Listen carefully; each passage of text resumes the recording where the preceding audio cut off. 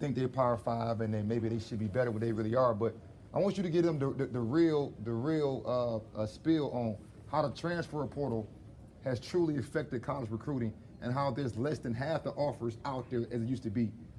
Correct. So great question. Okay, that question is probably one of the hottest topics talked throughout college football and talked across the coaches. Okay, now for the NCAA rules for the FCS level and what we're on. Okay, we have a total of 63 scholarships that we are permitted to spread out over 85 guys. Okay, 63 for 85.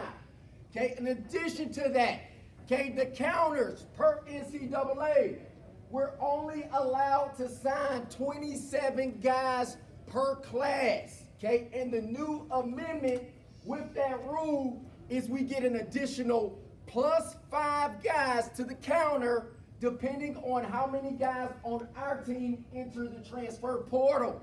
Okay, so if we do have some guys enter the portal, that means that we will be capped at 32 players that we can sign on athletic aid.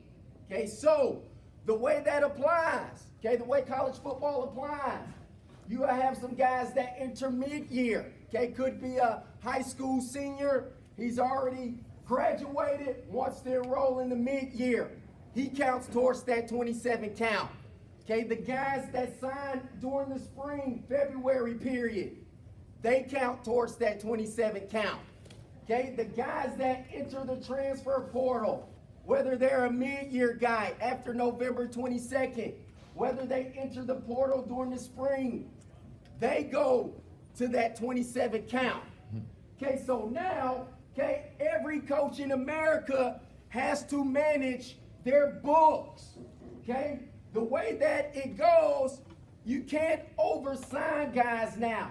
Okay, because if we oversign guys, okay, that means somebody's gonna have to get an offer, okay, rescinded, okay, and very well, okay, some young men on their team very well could lose their job, okay, and their spot, okay, which we do not want to do here at Tennessee State University because we want all of our young men, okay, to be on track to graduate and earn a degree here at Tennessee State University.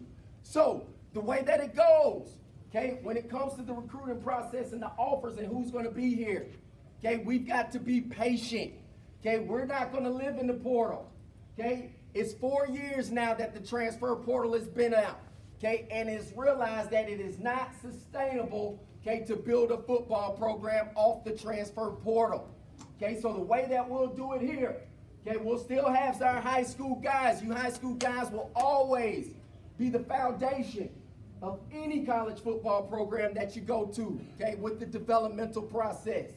Okay, also, we'll still have some typical transfer guys, JUCO guys, okay, that we're in the recruiting process with as well. Okay, and then we have to be able to hold, okay, some spots out of that 27 to 32 counter for a guy that might can come in and be productive and add to the culture out of the transfer portal. Okay, so it has changed dramatically, okay, with that transfer portal. Okay, and just understand that everybody's trying to save those last few spots so you don't, do the incorrect things by having to tell guys, hey, your time is up, you gotta go. Okay, so that's kind of the spiel. If anybody else wants to talk more about that, we definitely can talk more about it.